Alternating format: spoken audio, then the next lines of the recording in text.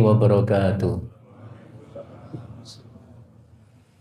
Alhamdulillah wassalatu wassalamu ala Rasulillah wa ala alihi wa sahabatihi wa man walah. Wala haula wala quwwata illa billah.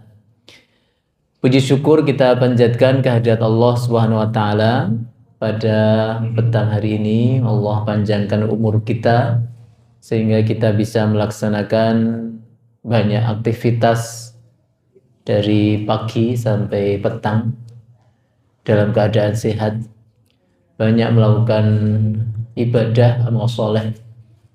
Salah satunya adalah kita hadir dalam majelis ilmu, berharap kepada Allah amal soleh kita hari ini Bapak Ibu semoga diterima oleh Allah dan diberikan pahala yang berlipat ganda, amin ya rabbal alamin. Kemudian juga yang kedua kita membaca salawat dan salam, semoga Allah curahkan kepada suri teladan kita Nabi Muhammad sallallahu alaihi wasallam dan kepada seluruh keluarga, sahabat, tabi'in, tabi'ut tabi'in serta umat beliau hingga akhir zaman. Terima kasih Bapak Ibu, jazakumullah khairal jaza atas kerawuhan kehadiran panjenengan dalam majelis ini. Kami mewakili pribadi dan tentu takmir Masjid Nur Sini Komarudin tidak bisa mengucapkan kecuali doa. Semoga Allah berikan ilmu yang manfaat untuk kita semua dan Allah berkahi seluruh keluarga serta keturunan kita. Amin. Alhamdulillah Bapak Ibu, pada kesempatan yang lalu kita sudah belajar tentang wudu.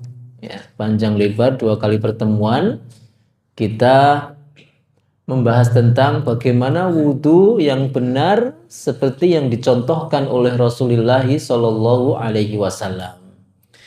Kemudian kegunaan wudu itu untuk apa? Ya kan? Terakhir kita bahas itu, ya tentu kegunaan wudu itu pertama adalah untuk menjadikan sholat itu sah. Ya, jadi orang tidak mungkin sholatnya itu sah kalau tidak dimulai dengan wudu dengan sempurna. Mbok ngantek nangis-nangis ya, atau sholatnya sampai panjang semalam suntuk misalnya, tapi kalau dia tidak wudu atau bahkan lupa wudunya, maka sholatnya tidak sah. Kemudian yang kedua adalah kegunaan wudu adalah untuk tawaf, memutari Ka'bah. Ya, ada orang tawaf, kalau mau dianggap tawafnya sah ya dia harus berwudu terlebih dahulu. Ketika tawaf kok dia batal, maka tidak ada toleran. Dia harus berwudu baru kemudian melanjutkan tawafnya. Tawaf itu kan 7 kali. Dan itu tidak bisa dinego Bapak Ibu. 7 ya 7. Mbuh wong tua, mbuh nom, mbuh wong lanang, mbuh wedok namanya tawaf ya 7 kali. Bahkan orang sakit sekalipun tawaf ya 7 kali. Misalnya dia tidak bisa jalan harus ditandu kalau zaman dulu. Atau pakai kursi roda, dia harus pakai kursi roda. Maka demikian juga wudu. Ada orang yang mungkin dia tidak bisa ngampet wudu sampai 7 kali putaran, ya semampunya 1 putaran, tut misalnya, ya wudu lagi. Putaran berikutnya ngentut lagi, wudu lagi, ya mungkin sampai 7 kali, ya dia harus lakukan itu. Karena ini tidak ada nego terkait masalah ini. Kecuali orang sakit. Nah ini beda ya. Kalau orang sakit, kalau dalam fikih namanya dawamul hadas namanya. Orang yang senantiasa berhadas. Ibaratnya kelepe dol. Saya sudah tidak punya kemampuan untuk menahan. Ini gimana ini? Dia berwudu dengan niatan supaya dibolehkan melaksanakan ibadah tersebut. Kalau bahasa fikihnya listibahatis sholah, supaya dibolehkan untuk melaksanakan sholat. Karena sekali lagi sholat itu tidak boleh tanpa wudu, nggak boleh, haram. Orang sholat kok nggak wudu itu bukan lagi nggak berpahala atau nggak sah, haram sholatnya. Nah kalau ada orang kok dia berhadas terus, maka dia wudunya diniatkan supaya sholatnya dibolehkan oleh Allah SWT. Listibahatis sholah. Demikian juga tawaf. Karena memang faktanya ada orang yang ya tadi memang sakit, tidak bisa menahan dari batal hadasnya. Kemudian juga orang yang, nah dawamul hadas ya, ini nanti beda-beda Bapak Ibu. Misalnya ada orang berhadas terus-menerus karena kentut misalnya. Maka dia berwudu dan ketika dia kentut tidak batal. Karena memang penyakitnya ngentut terus, ngentut, pokoknya nggak ada kendali. Tapi dia kalau pipis batal enggak? Batal. Ya, karena kalau pipisnya, misalnya dia pipisnya bisa dia kendalikan. Maka dawamul hadas yang dibolehkan dia batal hanya kentut toh. Tapi kalau kencingnya dia harus tahan. Tidak semua serta-merta kemudian boleh semua, enggak. Tinggal masalahnya di mana, itulah keringanan yang diberikan oleh Allah SWT. Bukan mempersulit, tapi memang keringanan itu ketika ada udzur. Kaidahnya agama seperti itu. Allah menurunkan sebuah keringanan ketika ada sebuah udzur. Dan itu hanya terbatas pada udzur tersebut, tidak meremen kemana-mana. Gitu ya. Misalnya orang sholat tidak bisa berdiri, maka dia duduk. Jangan tiduran. Ya, keringanannya ya dia duduk. Ketika dia duduk bisa, maka wajib duduk. Ketika duduk nggak bisa, baru dia berbaring. Misalnya contohnya seperti itu, keringanannya seperti itu. Dalam safar juga ada namanya keringanan bernama qasar. Ya, itu juga ada syarat-syarat safar. Tidak semua safar yang boleh. Misalnya safar untuk kemaksiatan. Ya, safar arep ngapeli pacare misalnya. Itu malu minta keringanan dari Allah, kemudian di jalan kemudian dia mengkosor salatnya, tidak boleh. Ya. Atau safar dalam rangka melakukan permusuhan kepada kaum muslimin, ya misalnya kayak gini, ini tidak boleh mengkosor salatnya. Ini contoh. Tapi kalau safar untuk jalan-jalan boleh kosor enggak? Boleh, karena itu sesuatu yang mubah. Ya, sesuatu yang mubah. Ya. Misalnya kan ini hari-hari plesir nih ya. Ada banyak yang tanya, Ustaz, saya ini niatnya safar mau plesir. Boleh nggak saya kosor?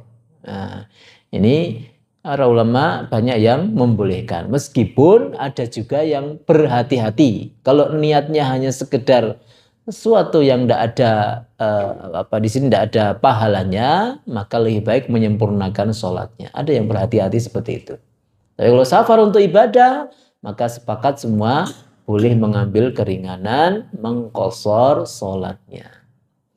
Kemudian yang ketiga, ya, yang kegunaan dari wudu adalah ketika menyentuh mushaf dan membawanya. Dalam hal ini mazhab Syafi'i memakai zahir makna dari ayat Quran surat Al-Waqiah ayat 79. Allah berfirman, la yamassuhu illal mutahharun. Tidak boleh menyentuh mushaf kecuali orang-orang yang suci. Dalam mazhab Syafi'i, orang-orang yang suci ini dimaknai adalah orang yang wudu dulu. Ya, orang yang tidak berhadas kecil ataupun hadas besar. Meskipun dalam mazhab yang lain dimaknai orang yang suci di sini maksudnya adalah para malaikat. Tidak bisa Al-Quran di atas sana tidak bisa disentuh kecuali oleh para malaikat. Ada yang maknai seperti itu. Sehingga kemudian dimaknai kalau manusia bagaimana yang tidak berwudu maka boleh-boleh saja. Ya monggo jenengan mau pakai pendapat yang mana? Kalau untuk kehati-hatian, ya, bukan untuk mempersulit ya, untuk kehati-hatian memang sebaiknya memakai mazhab Syafi'i ini. Jadi ketika mau menyentuh mushaf sebaiknya dalam keadaan suci. Dan syarah atau tafsir dari ayat tadi dijelaskan di dalam hadis Rasulullah. Ya, Rasul bersabda, la yamassal Qur'ana illa thahirun. Tidak boleh menyentuh Al-Quran kecuali dalam keadaan suci. Meskipun lagi-lagi hadis ini juga dipertentangkan ya para ulama, ada yang mengatakan hadis dhaif, ada yang mengatakan hadis yang sahih. Baik. Nah. Kemudian kita kemarin yang belum sebutkan yang terakhir, bagaimana wudhu secara sempurna Bapak Ibu. Ya, ini diriwayatkan dalam hadis riwayat Bukhari dalam sahihnya dari Utsman bin Affan radhiyallahu anhu bahwasanya beliau minta air ya. Dan kemudian beliau menampung dengan kedua tangannya dari tempat air, kemudian beliau membasuh sebanyak 3 kali. Dan kemudian beliau berwudu. Ini riwayat dari Utsman bin Affan ya, bukan dari Rasulullah ya, dari Utsman bin Affan. Ketika beliau mau wudu, beliau minta air, kemudian membasuh telapak tangannya sebanyak 3 kali, kemudian beliau berkumur, kemudian istinsyak dan istinsar. Istinsar adalah menghirup air ke dalam hidung, kemudian mengeluarkannya kembali. Kemudian beliau membasuh wajahnya sebanyak 3 kali, kemudian tangannya sampai siku sebanyak 3 kali. Dalam riwayat yang lain ditambahi beliau membasuh tangan kanannya dulu 3 kali, baru tangan kirinya 3 kali. Kemudian beliau mengusap kepalanya.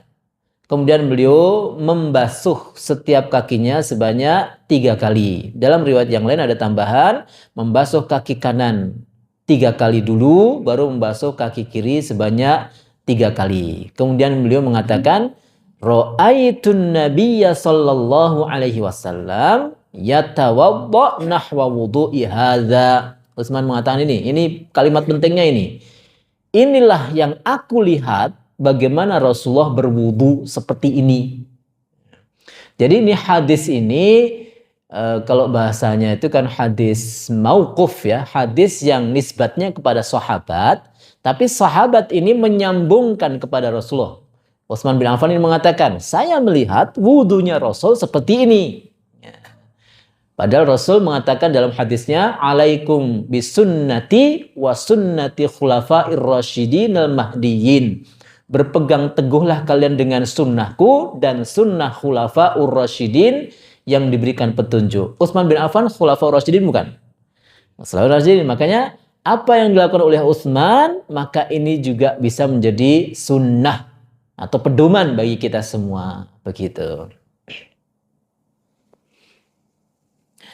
Waqala ya, dan kata Utsman, Rasul sallallahu alaihi wasallam setelah berwudu, beliau bersabda, man tawaddaa nahwa wudu'i, siapa yang berwudu seperti wuduku, hada ini, thumma shalla raka'atain, kemudian salat 2 rakaat, la yuhadditsu fihi ma nafsahu ghafarallahu lahu ma taqaddama min dzambi, ya, dan tidak berhadas ya di antara kedua di dalamnya, maksudnya dari wudu sampai salat selesai tidak berhadas, ghafarallahu ma taqaddama min dzambi, maka Allah akan mengampuni dosa-dosanya yang telah lalu. Masya Allah, barokah ya. Jadi siapapun yang wudunya dengan baik ya, kemudian dia sholat dengan baik seperti yang dicontohkan Rasul, ibaratnya kayak laundry dosa. Nah, dosa kita ini setiap hari ya tidak tahu kayaknya tambah terus ya. Ya, tapi dengan kemurahan Allah Subhanahu wa taala, maka setiap kali kita berpotensi menambah dosa, kita juga diberikan alat oleh Allah Subhanahu wa taala potensi menggugurkan dosa. Salah satunya adalah dengan berwudu. Kata nggih Bapak Ibu pun final masyaallah wudu ini kita anggap selesai. Besok insyaallah tidak ada yang wudu dengan cara yang salah. Hadis ini sudah sangat jelas dari Utsman bin Affan. Kemudian yang berikutnya bab yang kita bahas malam ini adalah al-mashu 'alal khuffain, atau mengusap di atas 2 khuf. Apa ini? Ya, khuf ini apa ya? Kita lihat Bapak Ibu pengertiannya. Khuffain yaitu tasniah khuf, yaitu bentuk double atau bentuk double dari kata khuf. Khuf itu apa? Al-hidhaan, yaitu 2 sepatu, as-satiron, yang menutup, lil ka'bain, 2 mata kaki, al-masnu'an, yang terbuat dari min jildin, dari kulit. Jadi ini kita dijelaskan oleh penulis sebuah fikih yang ini masih terkait dengan wudu, yaitu kebolehan seseorang itu mengusap khuf tanpa membasuh kakinya dengan air secara sempurna. Agak sedikit mungkin kita agak sedikit berhayal, apa bahasanya, bukan berhayal ya, apa bahasanya ya? Sesuatu yang mungkin di Indonesia jarang dilakukan, tapi ini karena fikih jadi harus tetap kita baca. Jadi sekali lagi Bapak Ibu, boleh atau rukhsah bagi siapapun setelah dia berwudu dengan sempurna, kemudian dia memakai khuf, kemudian setelah itu misalnya dia batal, maka dia kalau mau berwudu lagi, maka boleh berwudu, tapi ketika membasuh kakinya, dia tidak perlu mencopot khufnya. Cukup hanya mengusap atasnya saja, diusap saja, atasnya saja. Ini namanya masul khuffain.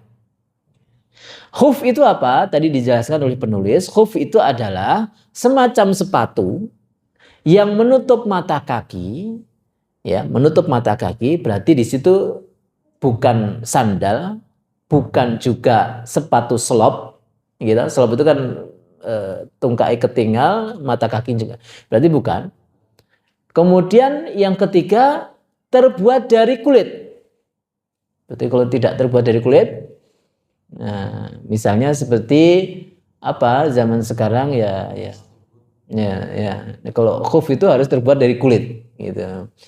Ada misalnya mojah ya bahasa Indonesia-nya, kaos kaki ya, kaos kaki. Ini berarti bukan termasuk khuf.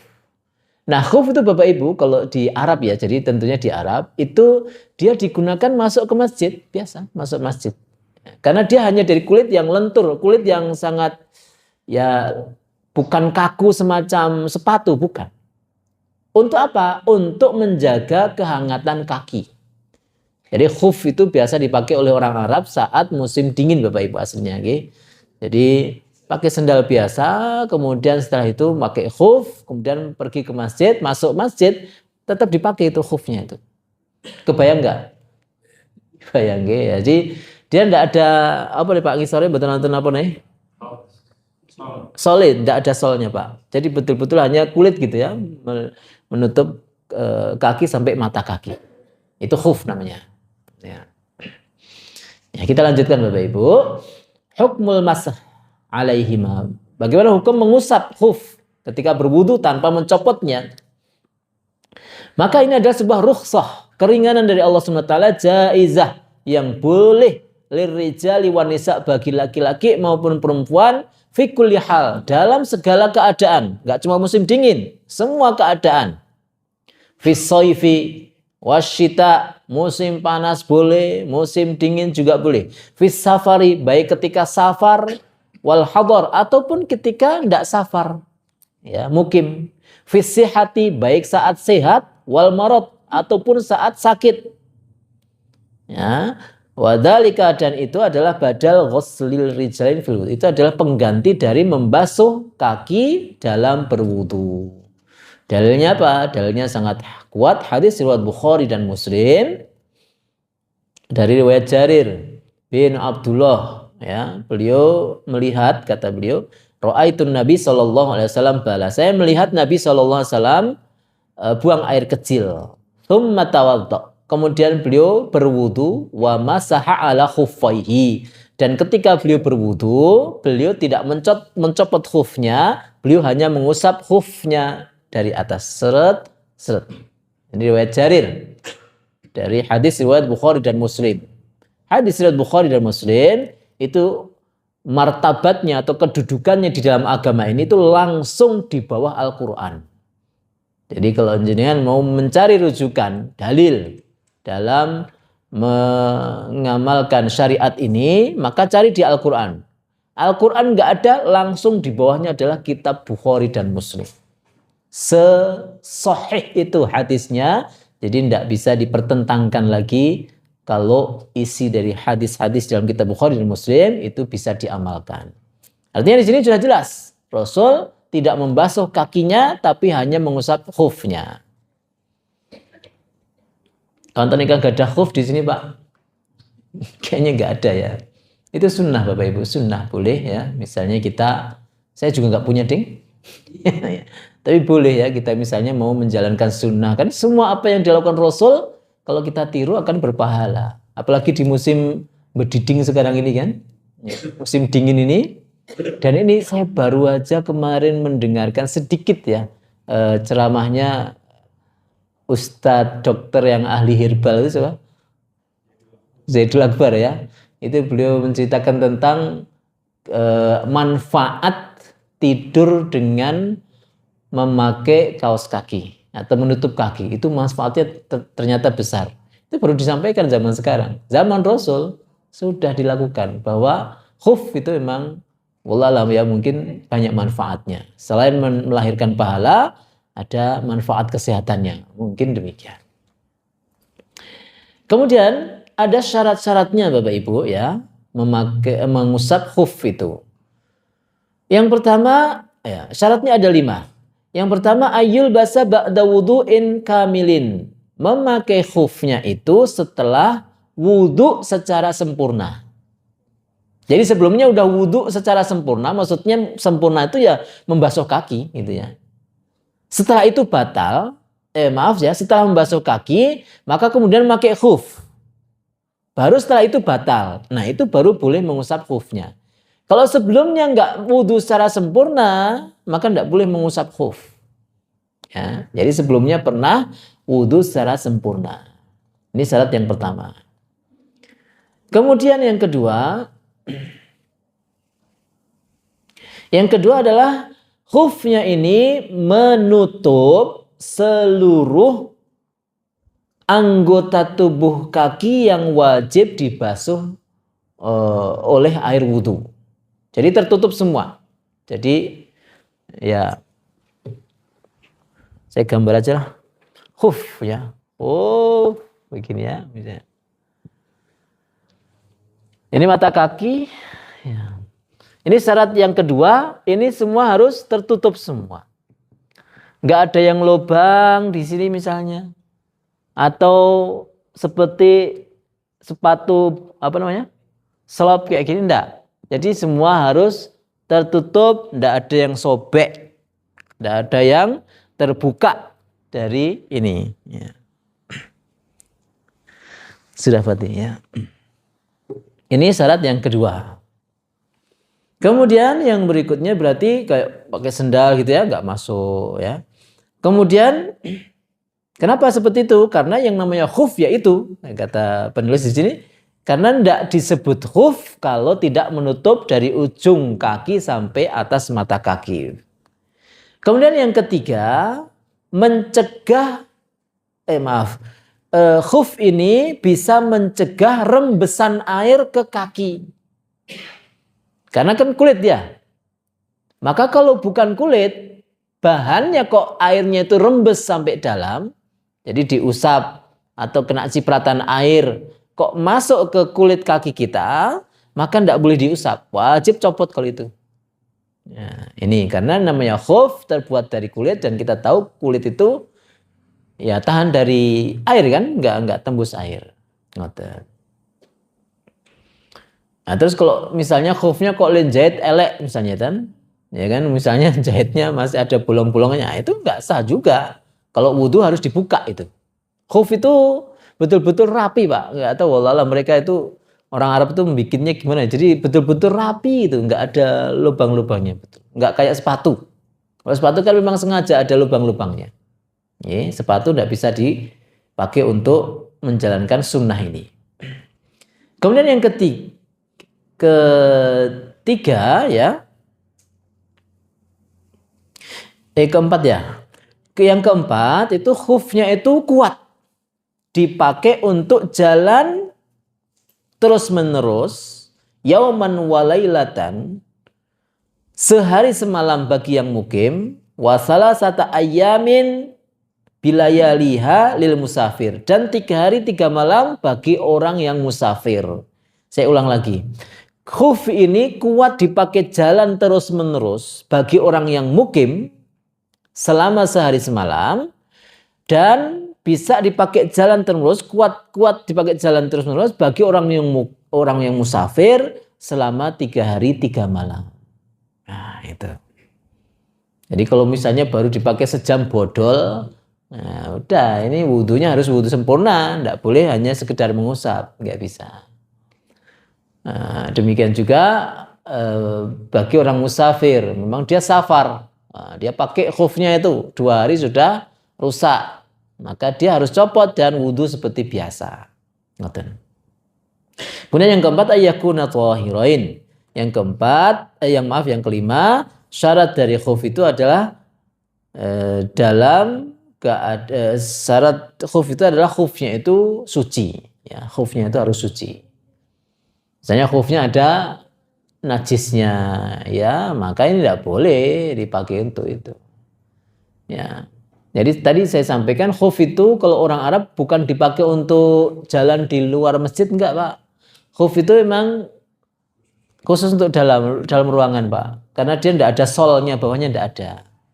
Ya gambarannya adalah seperti kaos kaki tapi terbuat dari kulit, itu aja. Ayyakuna thahirain. Jadi khuf itu dalam keadaan suci, tidak ada najis yang nempel gitu ya. Nah, kemudian masa bolehnya mengusap khuf atau waktu expirednya itu berapa lama? Tadi disebutkan bahwa masa expirednya mengusap khuf itu bagi orang yang mukim itu sehari semalam. Sementara orang yang musafir itu 3 hari 3 malam. Ya. Ini juga riwayat Muslim, ya. Riwayat Muslim dari Shuraih bin Hani. Tatkala beliau mendatangi Aisyah radhiyallahu anha, terkait masalah inilah intinya, bahwa batas seseorang itu tidak mencopot khufnya, boleh mengusap khufnya kalau dia mukim itu sehari semalam. Jadi gambarannya gini Bapak Ibu, ada orang atau kita semua lah ya, kita semua tidak safar, kita mukim namanya, kita ini kan orang mukim semua. Nah, kita wudhu secara sempurna. Setelah wudhu, misalnya maghrib ini tadi kita wudhu secara sempurna. Habis wudhu kita memakai khuf. Kemudian kita mau isya'an. Ternyata kita batal. Ya. Maka kita boleh tidak mencopot khuf kita. Terus kemudian kita wudhu biasa. Kemudian ketika mau membasuh kaki kita cukup usap saja khufnya. Kanan, kemudian kiri. Kemudian terus sampai besok pagi. Besok pagi gimana? Boleh lagi seperti itu, wudhu, kemudian ketika mau, misalnya khufnya semalaman kita nggak copot, ya. Kemudian kita pas mau wudhu, boleh usap lagi. Kayak gitu maksimal sehari semalam setelah berhadas. Berarti hitungannya sampai maghrib hari berikutnya, iya nggak? Ya kan? Sehari semalam itu berarti sekarang dari maghrib berarti maghrib besok kan? Enggak, salah paham enggak saya? Ya sehari semalam ya, sehari semalam berarti sampai jelang isya besok. Itu boleh pas duhur ya mengusap saja, pas asar mengusap aja, pas maghrib mengusap aja, hop. Nah, setelah itu isya harus copot. Gitu ya. Tapi ini ada syarat-syaratnya tadi loh ya. Jadi khufnya enggak kena najis misalnya. Khufnya tidak dicopot. Kalau dicopot batal langsung. Ya, kalau copot berarti wudhunya harus diulang. Tidak dicopot atau kecopot, ya, itu juga sama. Ya, nanti ada pembatal-pembatal di belakang. Ya, berikutnya Bapak Ibu rahimakumullah, ini kayaknya ngoyo-woro Bapak Ibu ya, tapi ini fikih. Ini apa ya, istilahnya warisannya Rasulullah SAW, jadi harus kita bahas. Okay. Kemudian untuk mukim, untuk musafir ini 3 hari 3 malam, gitu ya. Tapi ya mungkin bisa dikatakan mustahil ya Bapak ya. Masuk tolong dino ora dicopot terus sih, ya. Lihat terus kepiye gitu ya. Ya memang ini kan kejadiannya mungkin di orang-orang Arab ya kan. Mereka tidak mandi, mereka ya sudah terbiasa pakai khuf terus. Gambarannya nggak kayak di Indonesia yang tropis. Ada beberapa tempat apalagi yang banyak salju di sana betul-betul orang itu nggak nyopot sepatu, betul-betul ya kakinya terbungkus terus. Di Mesir itu bisa sampai 9 derajat, 8 derajat itu. Dulu pas awal-awal saya kuliah itu nyepelek ke Pak, jarang pakai khuf. Kita di Mesir khuf punya ya.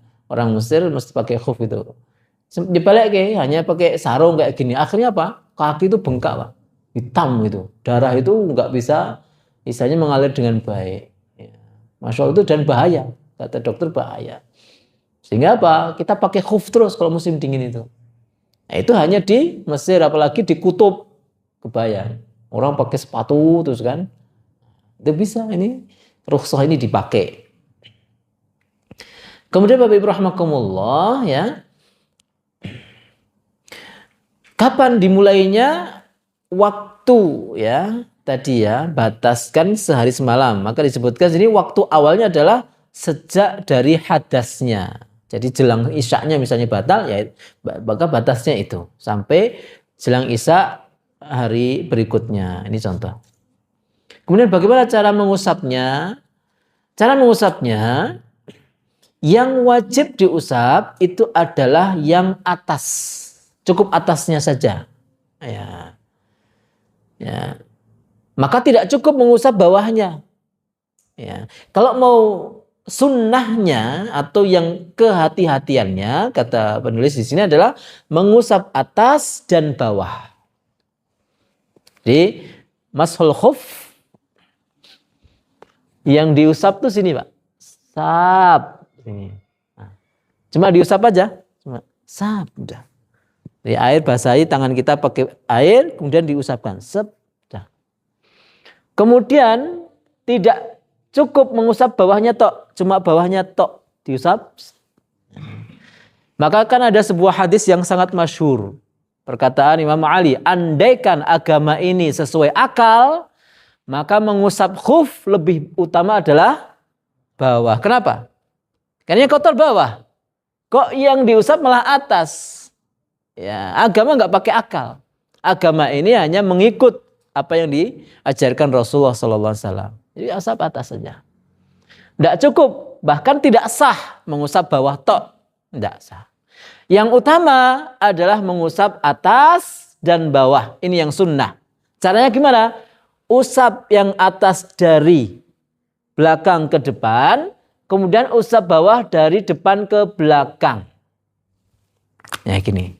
Jadi prakteknya adalah ngapunten gini. Dari ini usap. Cuma sekali aja ngusapnya. Ini untuk kehati-hatian, ikhtiyatan kata beliau. Ini mau coki tapi kayak gini Pak. Kadang ada hal-hal yang ngomong opo strategi.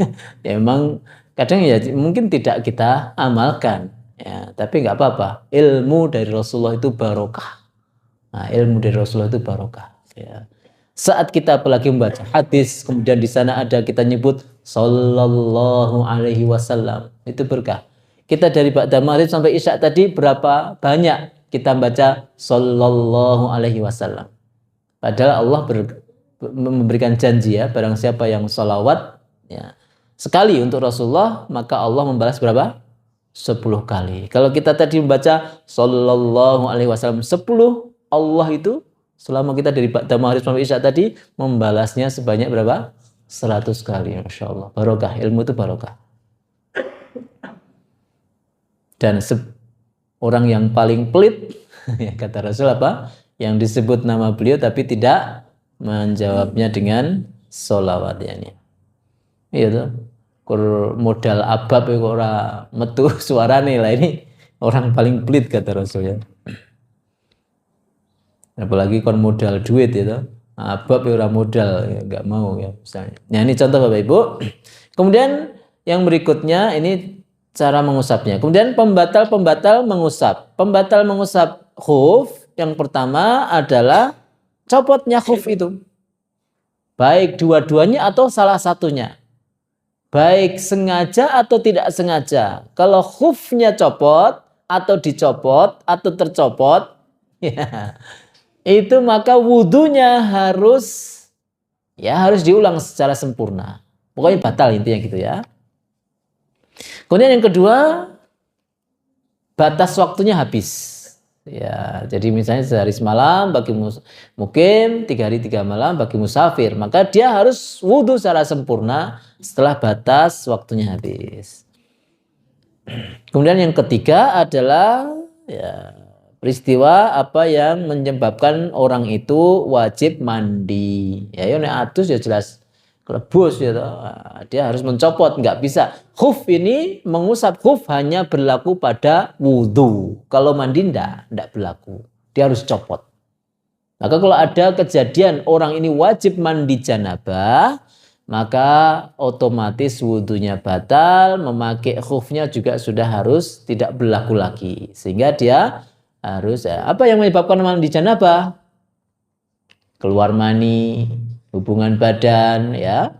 Ini maka orang itu kerukhsahan memakai khuf itu sudah terhenti.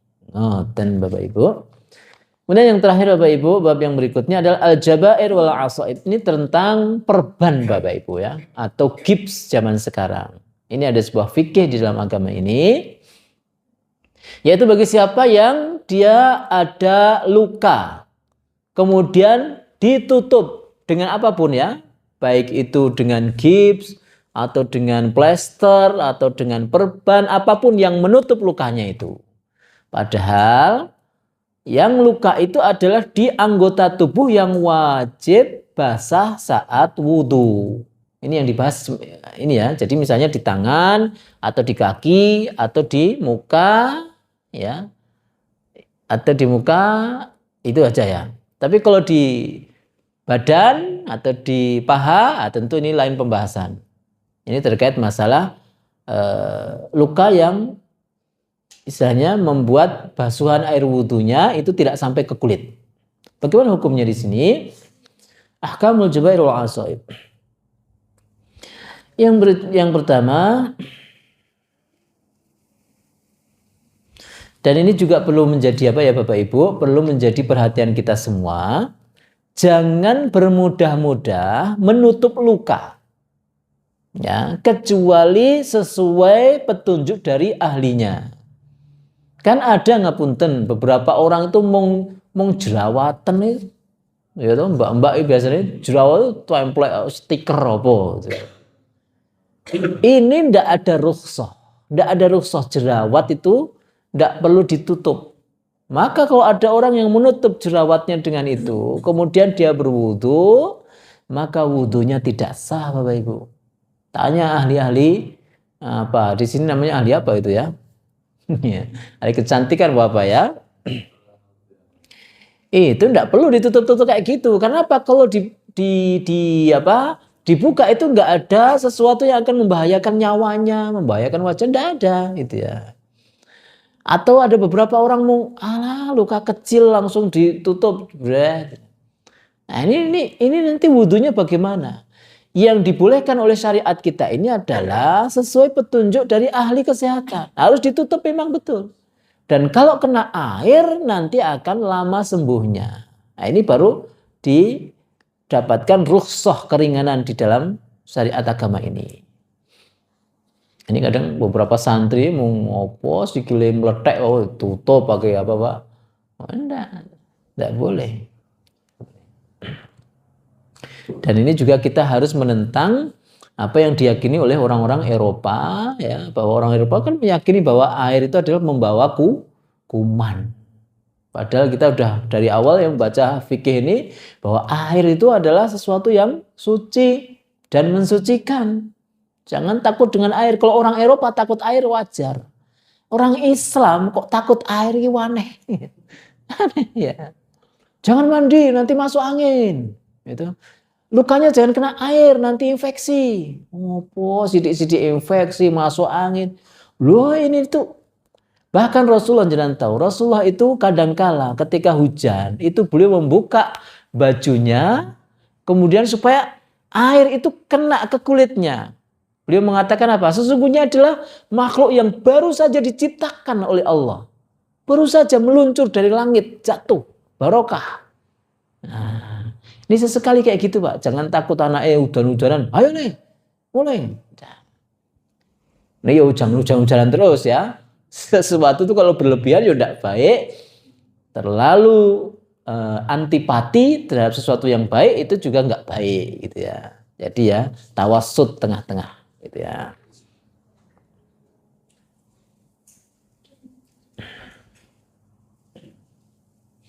Nah, disebutkan di sini hukum-hukum terkait masalah ini. Ada orang sakit yang kadangkala dia luka atau patah ya, anggota tubuhnya, maka kadangkala dia membutuhkan untuk sesuatu yang bisa menutup lukanya itu. Ya. Tapi kadangkala juga tidak dibutuhkan. Kalau dibutuhkan, betul-betul butuh apa yang namanya perban atau gip dan sebagainya, maka ada hal-hal yang perlu diperhatikan di sini. Yang pertama, wajib membasuh anggota tubuh yang sehat, ya, yang sempurna, yang tidak ditutup oleh perban itu. Misal, ketika kita wudhu, tangan kita yang digips berapa senti, ya, misalnya segini. Maka wudhunya tetap ini tangan harus diwudhui, ini dibasahi semua. Yang tidak ketutup gips itu harus dibasahi semua tetap. Jangan kemudian langsung tangan semua ditinggalkan, nggak dibasuh dengan air. Ya, jadi rukhsah itu hanya pas lukanya saja.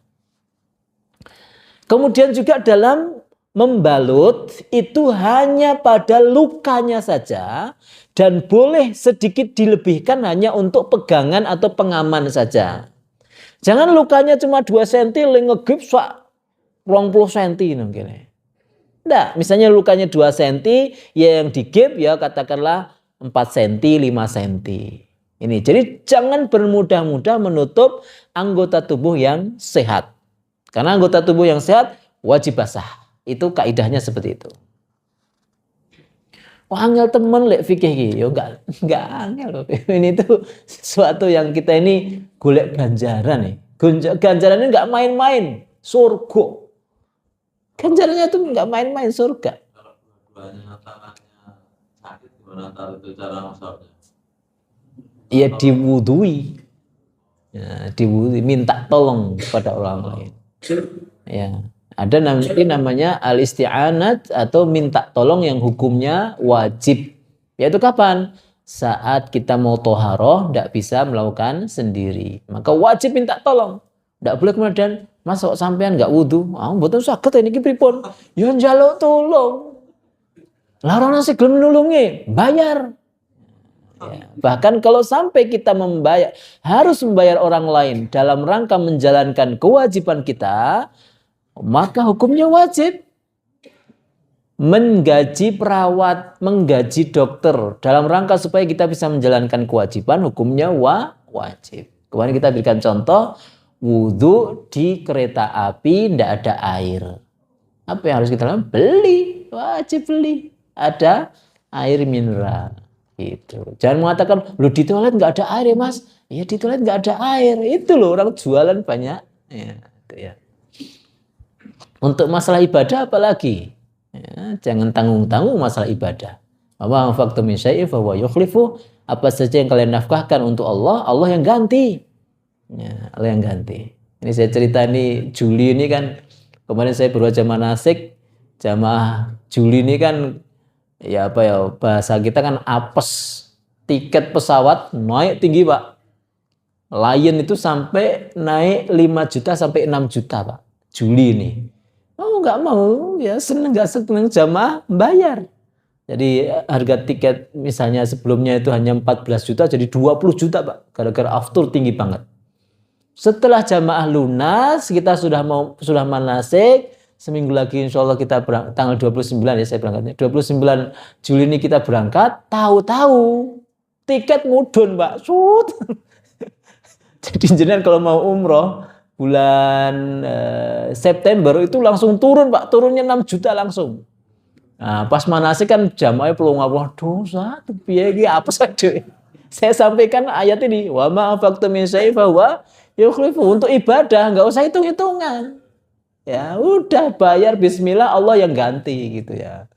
Nah, terus pripun September mangkat meneh. Yang seneng travel ya. Nanti ya ini Bapak Ibu ya. Ini ya gambarannya aja ya. Ini Juli ini kita sampai 37 juta Bapak Ibu. Lah September besok cuma 29,9 juta. Ini kan dengan pesawat yang enggak jauh beda ya sama Saudi dengan Garuda ini Masya Allah. Nah, ini contoh. Ya, jadi kalau tentang apa istilahnya hal-hal yang terkait masalah kewajiban itu modal tidak masalah. Oke. Kemudian yang kedua, ya, mengusap atas ini tadi apa namanya, gipnya atau perbannya. Ini wajib diusap. Diusap di sini maksudnya adalah tidak perlu membasahi lukanya tersebut dengan air, kan gitu maksudnya. Jadi cukup diusap yang atasnya. Kemudian yang ketiga, yang ini ngapunten agak mungkin sedikit merepotkan.